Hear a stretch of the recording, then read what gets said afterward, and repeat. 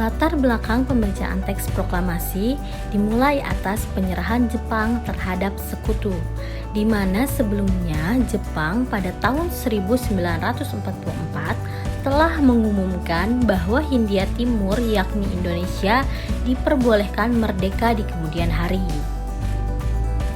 Pengumuman tersebut dilakukan karena tentara Jepang sudah semakin terdesak.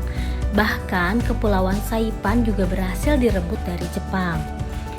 Sehingga selanjutnya pada tahun 1945 dibentuklah BPUPKI, Badan Penyelidik Usaha-Usaha Persiapan Kemerdekaan Indonesia, dan PPKI, Panitia Persiapan Kemerdekaan Indonesia.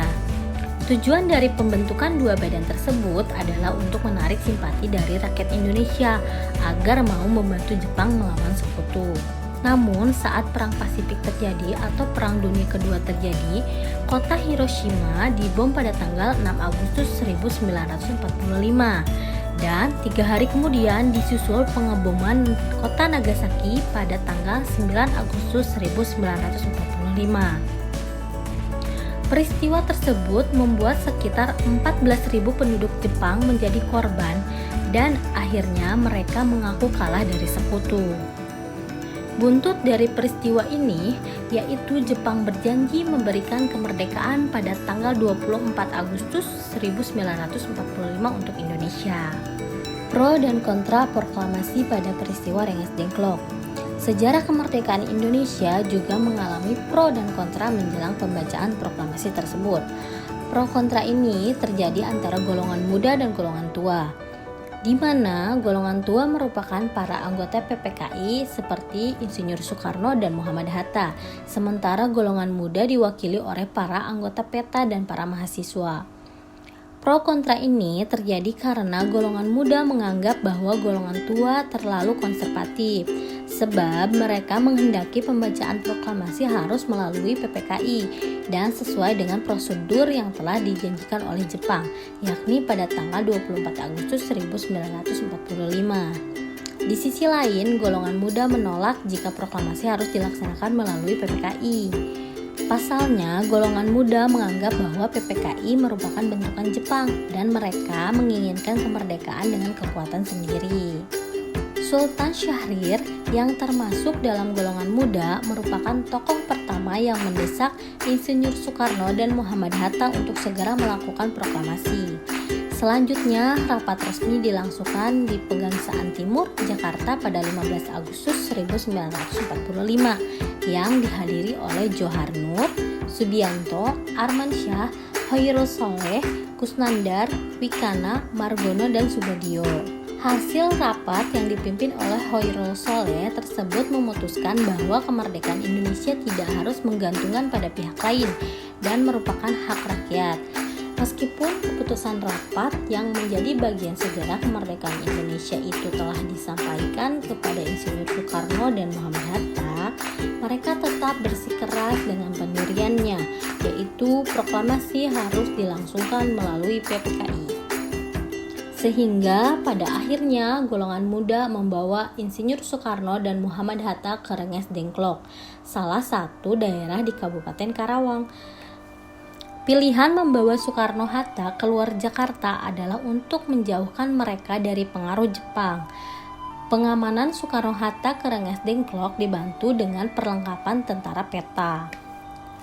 Rengas Dengklok sendiri dipilih karena letaknya strategis dan terpencil, sehingga tentara PETA bisa mengawasi setiap langkah tentara Jepang. Perumusan serta pengesahan teks proklamasi.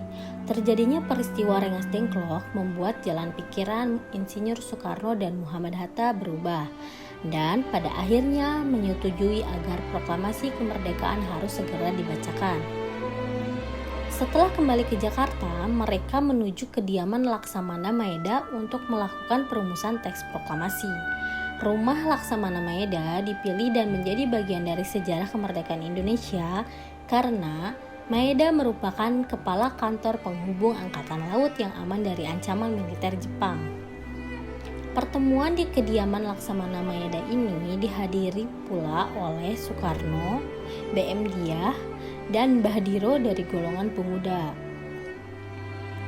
Pada akhirnya, berdasarkan pembicaraan antara Insinyur Soekarno, Muhammad Hatta, dan Ahmad Subarjo, didapatkan rumusan teks proklamasi yang langsung ditulis tangan oleh Insinyur Soekarno. Naskah tulisan tangan Insinyur Soekarno ini nantinya mengalami 3 perubahan setelah diketik oleh Sayuti Malik. Pembacaan teks proklamasi kemerdekaan. Setelah dirumuskan dan disahkan, pembacaan proklamasi dilakukan pada tanggal 17 Agustus 1945. Mulanya, rakyat dan para tentara Jepang mengira bahwa pembacaan teks tersebut akan dilakukan di lapangan Ikada. Bahkan atas dasar prasangka ini, tentara Jepang sudah memblokade lapangan Ikada terlebih dahulu.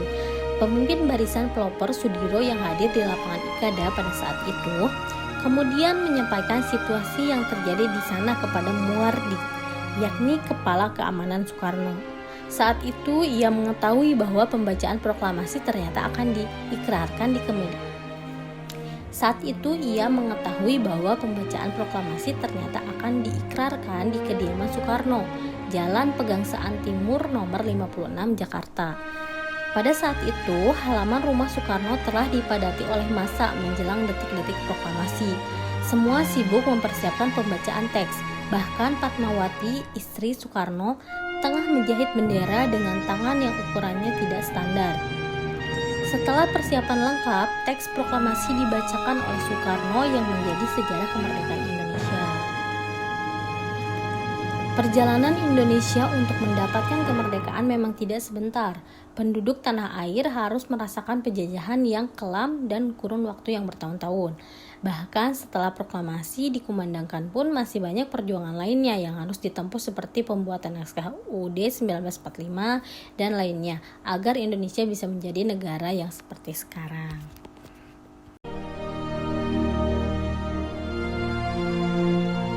Proklamasi.